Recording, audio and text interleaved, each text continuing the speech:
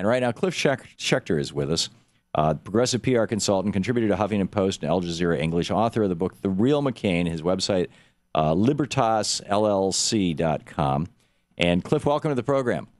Thanks, Tom. How are you? I am fine. I understand now that Michelle Bachman has jumped into the race. Yeah. Lily Tomlin famously said, why is it that when we talk to God, we're said to be praying, but when God talks to us, we're schizophrenic?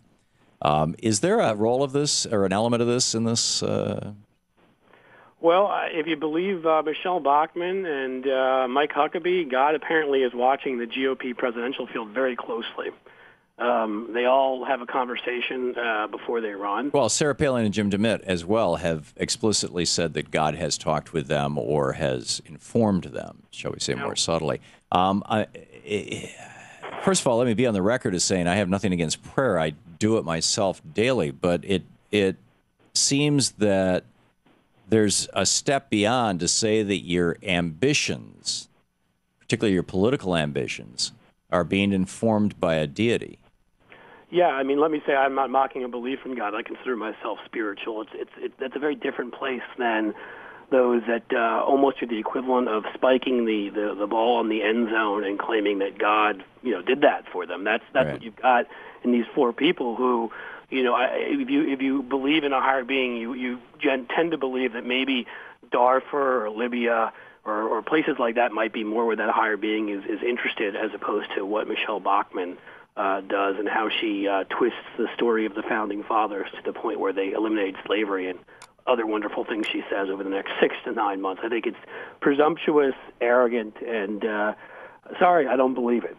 So, well, isn't there a bigger issue here, Cliff Schecter, and that is that it's not so much as to whether these four leading lights in the Republican Party believe in God, but whether they're dragging their belief in God into the public sphere. I know, for example, that Ed Muskie was a very religious guy, but he never talked about it. John Kerry actually was a very religious guy. He was very uncomfortable talking about it. I'm sure he prayed, for guidance and strength and things like that, and maybe even for help. And I'm not trying to assert that any of these four are saying that they heard a voice from the sky or had a Moses moment. They're all suggesting I think some variation on. Well, I have a strong. Excuse me. You talk for a second, Cliff. I got to get a drink here. No problem. No, well, but I think that's all an important point. Is that from these particular folks. It does come down to being, about their career. It does come down to being morally presumptuous. They bring God into the public sphere. I mean, let's face it, this is something, again, is another one of those issues that you can look back in U.S. history, and one of these things that seems to have changed with the Reagan years, like so much else, is that even on the Republican side, there are those that were very strong believers, but they didn't drag this into public life. They didn't make having to say that they talked to God part of the platform. Well, and arguably Reagan was the opposite of that. I mean, here was a guy who didn't go to church, who didn't profess Christianity until he ran for president, and there was basically very little evidence that he was religious. I mean, his wife was into astrology big time. Every decision that was made every day on his calendar was run by an astrologer.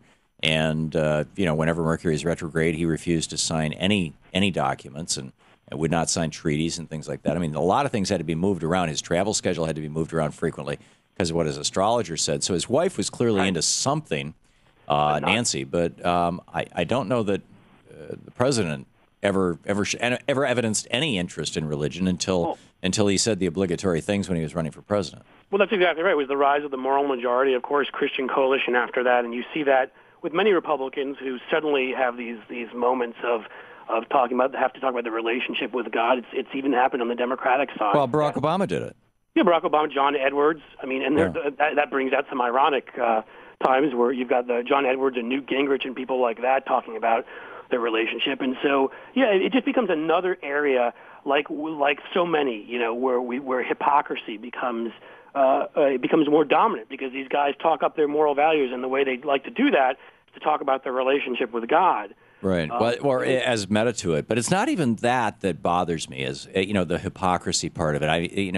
If you want the hypocrisy, it's pretty raw with things like Gingrich and Bob Barr and Livingston and there was four out of the five guys on the Republican side who were leading the House impeachment battle against Clinton. Four out of these five men were getting it on with a mistress on the side every night, after they left, pounding on the tables during the day about how Bill Clinton was such an evil man. The third wives club for many. Yeah, it really was, or fourth or fifth or second mistress or whatever. That kind of hypocrisy is just plain old, garden variety hypocrisy. And I frankly, I think personally, I think it would be actually an important thing if somebody has a religious faith for them to exercise that before they decide whether or not they're going to run for president. That they actually seek counsel, whether it's one-on-one with prayer or whether it's, going to a denomination or friends or a prayer group or a support. But where I become concerned is when that becomes so public that it's a dog whistle message for I'm going to influence public policy to advantage the institutionalized religious groups in this country, to protect their tax-exempt status, to get them money for schools, to get them, tax subsidies and outright subsidies. It's dog whistle language for we're going to help you guys out, now you help us out. That's my concern, that this is really badly violating the separation of church and state. No, that's exactly it. It's breaking down that wall between church and state. That is obviously so important to an enduring democracy, and just another of the traditions, it's kind of funny considering these guys call themselves conservatives, but another of the many traditions that they've assaulted, and this is another one. And so, not to mention, I'll have to add that if anybody should be praying to a higher power, I think it's Chris Christie to get free helicopter rides. But that's just me. Maybe he already did, and that's what happened. Hey, I just got a message from God. You're supposed to take me over to my kid's baseball game. I expect that's going to come out any minute from him. He's had so many excuses already. We got to get to that soon. What have his excuses been?